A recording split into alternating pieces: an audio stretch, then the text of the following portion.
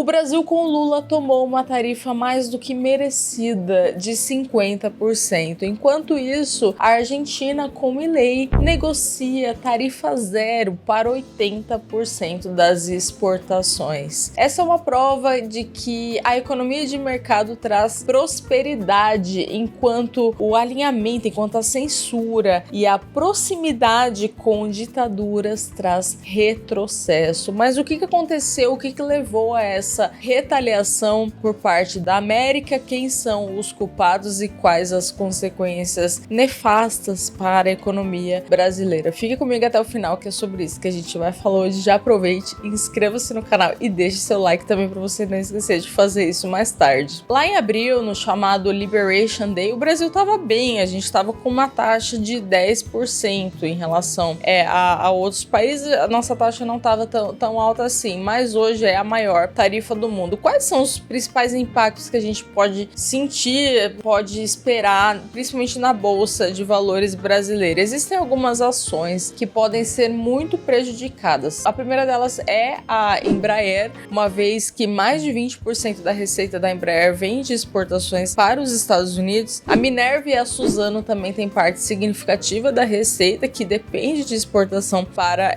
os Estados Unidos, então isso é um ponto negativo nessas ações. Tudo bem que mercado de ações corresponde à expectativa de lucros, de crescimento. Isso daqui é um fator que atrapalha, mas não é o único. Pode ser que as ações, que as empresas performem independente disso, tá? A economia nunca é uma ciência exata, mas sim é um ponto desfavorável a essas ações. Só que eu acho que o grande problema, gente, não é na receita dessas empresas, não é exatamente assim nas exportações, mas na própria reputação internacional, na total perda de credibilidade internacional do Brasil. Porque pense como investidor estrangeiro, o Brasil não tá do lado certo dessa guerra. O Brasil não tá do lado do Ocidente, o Brasil não tá do lado da América. Eu já vou mostrar aqui o discurso do BRICS, do Lula, para vocês entenderem isso. Então, por que o investidor estrangeiro vai investir num país que tá contra a América, contra o Ocidente? Já dizia Warren Buffett, né? Never bet against America. E isso, na verdade, vários analistas econômicos estão dizendo que o grande risco dessa retaliação, dessa taxação, é a queda do investimento direto no Brasil, porque isso tende a afastar investidores estrangeiros devido a essa perda de credibilidade internacional. E se há menos investidores estrangeiros, há também menos dólares entrando na economia, o que pode fazer com que o dólar suba em relação ao real. Não é o único fator, mas sem dúvida é uma das variáveis que levaria à valorização do dólar perante ao real. E até do ponto de vista não só de moeda, mas de inovação. Quando você tem menos investimento direto, você tem menos fluxo de informação, menos inovação, menos trocas, enfim, isso não é bom para o Brasil. O Brasil não está do lado certo dessa guerra, o Brasil é uma colônia chinesa, o Brasil está alinhado com ditaduras e está contra a América. Vocês entendem a importância de manter uma parte do dinheiro de vocês, pelo menos 30% fora do país? Porque imagina você manter todo o seu dinheiro na colônia chinesa. Falando nisso, eu tenho um programa de mentoria, eu vou deixar o QR Code aqui para quem quiser entrar ainda na primeira turma, onde eu te ensino a investir no exterior. A gente passa por temas como princípios do portfólio inquebrável, renda fixa no exterior, renda variável, metais preciosos. Eu abro a minha carteira, enfim. Quem quiser saber mais, preencha esse QR Code aqui e garanta a sua vaga. Mas eu acho que o que é pior, assim, toda essa história tudo bem, vai afetar a receita de empresas, vai possivelmente prejudicar de forma muito ruim os investimentos no Brasil, mas o Brasil continua peitando. Gente, eu queria ter essa autoestima. É sério, que autoestima que é essa? Vamos dar uma olhada aqui no que o Lula falou no BRICS. Aliás, esse foi o gatilho do Trump fazer, né, anunciar essa tarifa, foi o discurso do Lula no BRICS. Eu não gosto muito dessa palavra gatilho, eu acho meio coisa de esquerdista, mas de fato, foi ele discursar e depois o Trump anunciou essa tarifa. Mas vamos dar uma olhada aqui no discurso do Lula. Traga um jeito de que a nossa relação comercial não precise passar pelo dólar. Ninguém determinou que o dólar é a moeda padrão. Em que fórum foi determinado? BRICS was set up to degenerate our dollar and take our dollar as the standard, take it off as the standard. And that's okay if they want to play that game, but I can play that game too. So anybody that's in BRICS is getting a 10% charge. BRICS is not, in my opinion, not a serious threat. But what they're trying to do is destroy the dollar. Exatamente. Qual que é o principal objetivo do BRICS? Entenda uma coisa. O BRICS é um projeto de poder globalista que tem como único objetivo destruir o Ocidente através da criação de uma moeda para concorrer com o dólar. E não haveria problema algum em ter uma moeda secundária, uma moeda paralela, de forma que o mercado, por ordem espontânea, pudesse eleger qual que é a melhor moeda. Mas o grande problema é que a China é uma ditadura. É uma moeda de ditaduras. Esse é o objetivo do BRICS. Vocês entendem? Esse é o objetivo do BRICS. Destruir o Ocidente, enfraquecer o dólar. E aí eu falo pra vocês, esperavam o quê do Trump? Na boa, 50% foi pouco, porque o nível de arrogância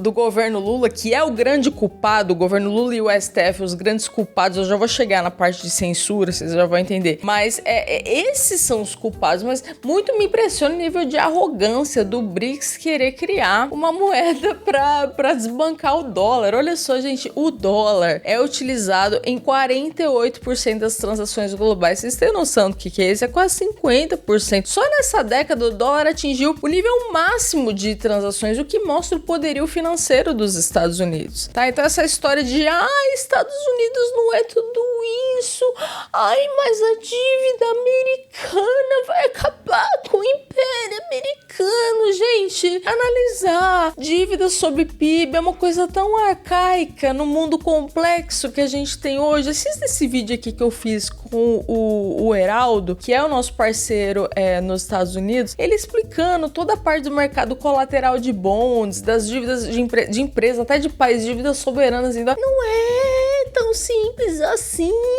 Porque a dívida vai acabar. Não é, gente. Estados Unidos continua sendo a América. E eles são vaidosos, eles não vão deixar facilmente aí uma moedinha de ditaduras que pertencem ao BRICS desbancar o dólar ou ameaçar o dólar, né? Isso não vai acontecer. Mas o ponto é que, cara, Estados Unidos estava ali bancando, acreditando mesmo, peitando. A Janja fazendo uns comentários também, não sei o que, de vira-lata que eu vi. Assim, mas as pessoas não entendem que não dá pra bater, não dá pra brigar com gente grande. Inclusive, isso é uma das 48 leis do poder. Esse é um livro que eu gosto muito. E a lei número 19, se eu não me engano, nunca ofenda a pessoa errada. Se você quer ter poder na sua vida, tanto no âmbito pessoal quanto no âmbito governamental, não ofender a pessoa errada. Não entre em brigas que você não pode bancar.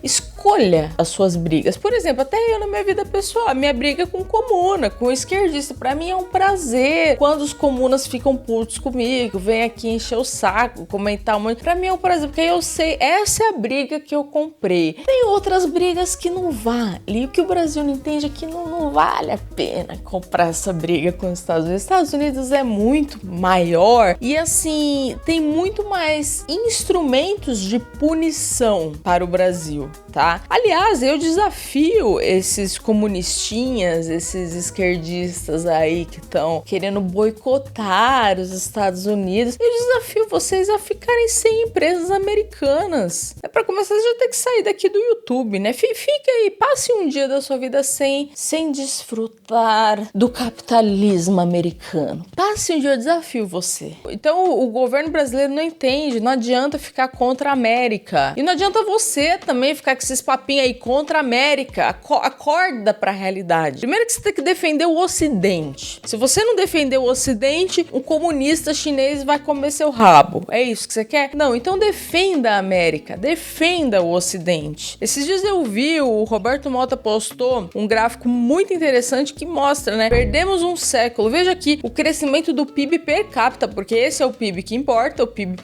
per capita e não o PIB nominal, como o governo adora usar como referência o PIB nominal, que não significa nada, porque é só crescimento ali, mas não divide pelas pessoas, ou seja, não dá para ter uma visão real do aumento do padrão de vida e qualidade de vida das pessoas. Mas veja o crescimento ridículo, medíocre, que o Brasil teve em um século, em termos de PIB per capita. Olha Estados Unidos, você quer realmente apostar contra a América? De novo, invista no maior mercado do mundo, maior mercado de capitais do mundo, invista na América. Nada de deixar todo o seu dinheiro aí numa colônia chinesa como o Brasil. Então, essa postura arrogante do governo de achar que tem condições de peitar os Estados Unidos, esse, sem dúvida, foi um dos motivos para essa taxação, esses 50%. Mas uma outra questão também muito importante e que foi mencionada na carta do Trump é a liberdade de expressão, ou melhor, a ausência, né, de liberdade de expressão. Se a gente olhar aqui a carta do Trump, ele fala que devido aos ataques às eleições livres e aos direitos fundamentais de liberdade de expressão. Sim, isso daqui é muito importante porque teve uma pressão das Big Techs, tá? O Supremo Tribunal Federal deu ordens de censura às empresas americanas, inclusive a Suprema Corte até alterou o entendimento do artigo 19 do Marco Civil da internet, mas a liberdade de expressão é sagrada para o americano. Embora sim, tem esquerdista em tudo que é lugar, tem esses espíritos obsessores, esses demônios, e são em todos os lugares, inclusive nos Estados Unidos também, mas desde que o Trump assumiu, essa foi uma pauta. A pauta da liberdade de expressão. Vamos dar uma olhada aqui no discurso do Trump sobre isso em janeiro. Report that America is also a free nation once again. On day one, I signed an executive order to stop all government censorship. No longer will our government label the speech of our own citizens as misinformation or disinformation, which are the favorite words of censors and those who wish to stop the free exchange of ideas and, frankly, progress. Saved free speech in America, and we've saved it strongly. With another historic executive order this week, I also ended the weaponization of law enforcement against the American people and, frankly, against politicians, and restored the fair, equal, and impartial rule of law.